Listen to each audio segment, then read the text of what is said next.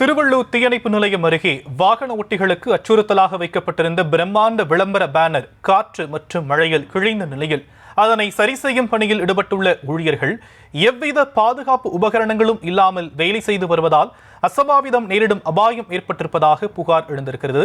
விவரங்களை நம்முடைய செய்தியாளர் பிரபு வழங்க நாம் கேட்கலாம். பிரபு, ஊழியர்களுக்கான பாதுகாப்பு ஏற்பாடுகள் தற்போதைய நிலையில செய்யப்பட்டிருக்கா? வணக்கம் ஷாம். நெடுஞ்சாலை ஓரங்களில் பிரம்மாண்ட விளம்பர பதாகைகளை வைப்பதற்கு சென்னை உயர்நீதிமன்றம் தடை விதித்திருக்கும் நிலையில் திருவள்ளூர் நகராட்சியில் சென்னை திருப்பதி தேசிய நெடுஞ்சாலை உள்ளிட்ட பிரபல சாலை ஓரங்களில் பிரம்மாண்ட விளம்பர பதாகைகளை வைக்கப்பட்டு வாகனங்களுக்கு அச்சுறுத்தும் விதமாக உள்ளது.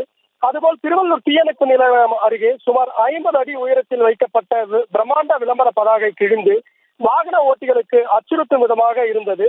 இதனை 50 அடி உயரத்தில் ஏறி ஊழியர்கள் இருவர் எந்தவித பாதுகாப்பு உபகரணங்களும் இல்லாமல் சரி செய்து கொண்டிருந்த போது திடீரென வீசிய பலத்த காற்றினால் பிரம்மாண்ட விளம்பர பதாகை ஊழியர்களை முழுமையாக மூடியது.